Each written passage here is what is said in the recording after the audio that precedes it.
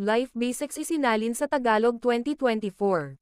Huwag mong sabihin sa mga tao ang kanilang naisin, alam mo, panatilihing dukha, sila. Kaya't ang mga sistema sa paaralan ay mismong korap sa saligan. Ito'y laban sa edukasyon. Ang aking ama ay ang punong tagapag-edukasyon, mayroon siyang PhD, at lahat ng iyon. Umuwi ako at tinanong siya, bakit hindi natin natutunan ang tungkol sa pera sa paaralan? At sinabi niya, sapagkat hindi tayo pinapayagan ng gobyerno na magturo ng paksa na iyon. Sinasabi ng gobyerno sa amin kung ano ang maaari naming ituro at kung ano ang hindi. At inisip ko na ito'y kakaiba.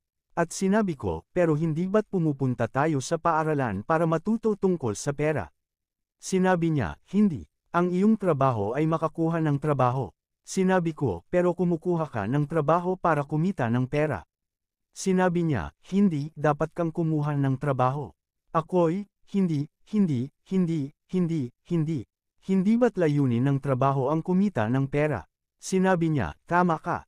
Sinabi ko, kaya bakit hindi na lang tayo mag-aral tungkol sa pera? Pwede ko na bang talikuran ang bahagi tungkol sa trabaho? At nagalit siya at sinabi, mag-aral ka tungkol sa pera. Bakit hindi mo tanungin ang ama ng iyong pinakamahusay na kaibigan tungkol sa pera? Sinabi ko, bakit, siya si Mike. Kaya tinanong ko siya, sinabi niya, dahil ang ama ni Mike ay isang negosyante. At sinabi ko, ano ka? Sinabi niya, ako ay isang empleyado. Ako ay isang kawani ng gobyerno. Ako'y, ano ang pagkakaiba? Ito ang mga pagkakaiba ng isang negosyante dapat alam ang tungkol sa pera. O sila ay hindi na mga negosyante. At sinabi nito ang isang empleyado ay hindi kailangang malaman ang anumang tungkol sa pera, sapagkat ang gobyerno ang mag-aalaga o ang kumpanya ang mag-aalaga. Kaya ako'y naging kahibangan. Ngunit sinunod ko ang payo ng aking ama. At nilakad ko papunta sa opisina ng ama ni Mike at tinapik ang kanyang pinto at sinabi ko, hey, nandito ako, 9 na taong gulang. Turuan mo ako tungkol sa pera, bilis na bata alam mo, ngunit iyan ang nagsimula. At sa wakas, sa pamamagitan ng pagtitiyaga, ang aking mayamang ama ay nagsimulang magturo sa akin tungkol sa pera sa isang kondisyon lamang. At ang kondisyon ay hindi niya ako kailanman babayaran. Sinabi niya, sa sandaling ako ay magbayad sa iyo, mag-iisip ka tulad ng isang empleyado. Sinabi niya na iyon ang sumpa. Ang mga negosyante ay gumagawa ng walang bayad. At ngayon, 9 na taong gulang na ako, ang aking ulo ay parang paputok sa kalahati. Sinabi niya na hindi mo kailanman nais na may sahod. Naintindihan ko iyon, bata. Sinabi ko, okay, nakuha ko. At sinabi niya, paano ako kumita ng pera? Sinabi niya, ito ay alam ng mga negosyante. Kaya paano ako mag-aaral tungkol sa pera? Kaya siya ay maglalaro lamang ng isang laro ng Monopoly. Kaya't ako'y magtatrabaho ng walang bayad at mag-aalaga ng mga sigarilyo at magtatayo ng mga hotel at mga restaurant at maglilinis at gagawin ang mga mababang gawain. At habang ako ay tumatanda, ako'y pumapasok na sa trabaho sa opisina at marketing at accounting, at ako ay isang katulong, sa madaling salita. Ngunit ako ay nagtatrabaho ng walang bayad. At itinuturo niya sa akin ang tungkol sa pera, ngunit ang paraan na itinuturo niya sa akin tungkol sa pera ay sa pamamagitan ng paglalaro ng Monopoly.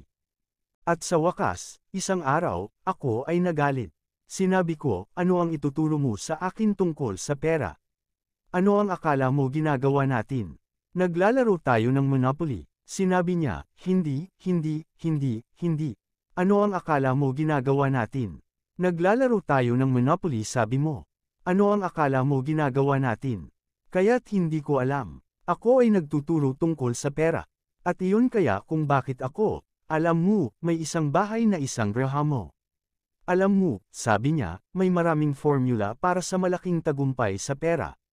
May libo-libo sa kanila, ngunit isa sa pinakamagaling na natagpuan sa laro ng Monopoly hanggang ngayon ay para sa 4 na grahamo. Isang pula na hotel. Sabi niya na isa sa mga pinakamagandang paraan para kumita ng malaking yaman ay sa pamamagitan ng paglalaro ng Monopoly sa totoong buhay para sa 4 na grahamo, isang pulang hotel.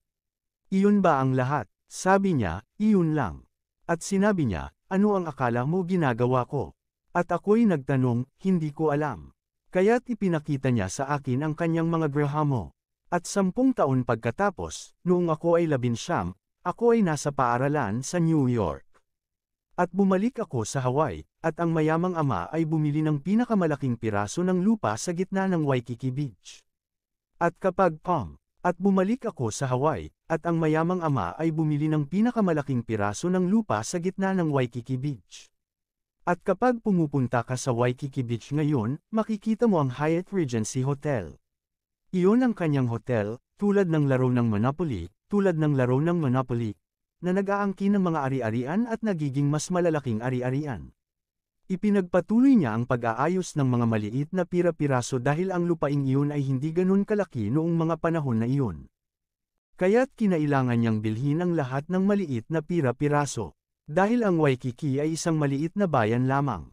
Kaya't binili niya ang may-ari ng tindahan, ang bawat may-ari ng tindahan. At inabutan siya ng kaunting panahon, ngunit sa wakas, naipon niya ang malaking piraso ng lupa na ito. At pagkatapos yun, siya at ang Hyatt ay nagtayo ng isang napakalaking hotel. Alam mo, at ito ay binibenta lamang para sa $800 milyon. Kaya't sa ganun, iyan ang naging paraan kung paano ako natuto tungkol sa pera. Mayroon na akong mga pagbagsak sa pinansyal. May mga taong sumaksak sa akin mula sa likod, ngunit ang lahat ay maganda, dahil lumalaki ako mula roon sa espiritualidad na iyon. Alam mo, ang mga taong natatakot gumawa ng mga pagkakamali tulad ng itinuturo sa paaralan, hindi sila lumalaki kailanman. Dahil ang espiritualidad ay maganda at masama, ang tama at ang mali, dahil sa pag-aalangan, karamihan ng mga tao ay nais na maging tama, nais na maging positibo. Hindi maaaring magkaroon ng pareho, iyon ay hindi realidad. Tuwing nagtagumpay ako, parati akong nagtatanong, ano ang aking natutunan? At ang karaniwang tao, ang dahilan kung bakit hindi sila bumagsak, alam mo, sila ay naglalaro ng ligtas. Hindi sila gumagawa ng anumang mga pagkakamali tulad ng itinuro sa paaralan. Ibig sabihin, hindi sila natututo ng kahit ano. Iyan ang dahilan kung bakit ang mga sistema ng paaralan ay talagang korap sa pinakapundamental na antas. Ito ay laban sa edukasyon. Ewan ko sa inyo, ang aming pamilya ay hindi mahirap sa pamantayan ng karamihan ng tao. Ngunit galing ako sa isang pamilya na may mahirap na pananaw, kung alam mo ang ibig kong sabihin. Dahil ang mayaman, mahirap, o middle class, ang kahirapan ay nagsisimula sa isang pangunahing pananaw. Ang kahirapan ay ipinasa. Ito ay itinuro sa mga pamilya, at itinuturo rin sa mga pamilya ng middle class. At kaya ang mga tao ngayon na nakaupo sa bahay, na naghihirap sa pinansyal o hindi masaya, maaaring kumikita ng maraming pera pero hindi masaya sa kanilang ginagawa. Malamang ito ay itinuro, alam mo, sa iyong superigo, itinuro na kumuha ng trabaho, magsipag, o hindi kailanman magiging mayaman, o ang mayayaman ay mas asama, o anuman. At ang karamihan ng mga tao ay kulang sa tunay na kaalaman sa negosyo, tulad ng accounting, alam mo, tulad ng utang, tulad ng buwis, kailangan mong malaman ang mga iyon, ngunit hindi nila ito itinuturo sa paaralan sa kahit sino. Kaya't kapag tinatanong ako ng mga tao, paano natuto ang iyong mayamang tatay nito habang ang iyong mahirap na tatay, isang food ang mayroon? At ang sagot ay napakasimple. Ang aking mayamang tatay ay ang tatay ng aking kaibigan. Ang kanyang ama ay namatay nang siya ay 13 taong gulang. Kaya't ang mayamang tatay niya ay may negosyo sa pamilya noong siya ay 13 taong gulang pa lamang. Kaya't dito, nag-drop out sa paaralan, na ito ay isang pagpapala, alam mo, may mga pagpapala. At, alam mo, minsan ang isang pagpapala ay hindi mukhang pagpapala, ngunit naging pagpapala pa rin. At ang kanyang mga guro ay naging ang kanyang bookkeeper, ang kanyang accountant, ang kanyang abogado, ang kanyang bangko, ang kanyang mga ahente sa real estate. Kaya't mayroon siyang tinatawag kong tunay na mga guro, hindi ang mga peking guro sa paaralan. Makikita mo, ang karamihan ng mga guro sa paaralan, sila ay labas sa etika. Sila ay nagtuturo ng mga paksa, hindi nila ipinapraktika. Tinanong ko ang guro, sinabi ko sa kanya, alam mo, ito ay lamang ang aking 3 taon ng calculus. Ngayon, ito ay tinawag na lakas ng mga materyales. Sinabi ko, gagamitin ko ba ito? Iyon ang sagot, hindi. Hindi. Kaya't bakit mo itinuturo ito? Dahil tulad ng sinabi ko, ginagamit mo ba ito? Hindi. At iyon ang dahilan kung bakit, alam mo, dapat mong malaman sa buhay, isa sa mga bagay na inirerekomenda ko sa mga tao, makakakita ka ng tunay na guro kumpara sa isang pekeng guro. At ang isang pekeng guro ay ang isang taong hindi ginagawa ang kanilang tinuturo. At ang tunay na guro ay gumagawa ng kanilang tinuturo araw-araw. Kaya't ang aking mga accountant, ang aking mga abogado, sila ay nasa loob nito araw-araw. Iyan ang paraan kung paano ako natuto dahil araw-araw ako ay naglalutes ng mga problema sa aking negosyo. Kaya't mayroon akong mga accountant, mga abogado, mga bangkerong ito, lahat ng mga taong ito ay nasa aking speed dial, dahil ako ay naglalutes ng mga problema kasama ang aking team. Nakikita ko na ibinabahagi mo ang kaalaman na ito at oo, may mga mayayaman na nagsasabing, huwag mong sabihin iyan. Tama, oo. Huwag mong sabihin sa mga tao ang kung ano ang alam mo, panatilihing mahirap sila. Ngunit sa kasamaang palad, ang mga mahihirap, tulad ng nasasad sa Biblia, hindi ko naman totoong relihiyoso, ang mga mahihirap ay palaging magiging kasama natin. Dahil ito ay nagsisimula rito sa itaas, tama. Ito ay ang mentalidad ng takot. Ito ay, sa kanilang mga salita, alam mo, at ang mga salita ay naging katotohanan. Diyos ko, hindi talaga ako relihiyoso, bumagsak din ako sa klase sa linggo.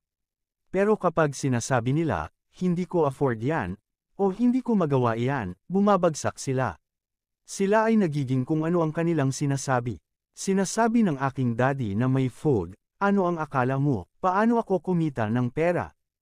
Hindi ko afford iyan. At sinasabi ng aking mayamang tatay, kaya't nagiging mahirap siya, ang mga mahihirap ay nagsasabing, hindi ko afford iyan.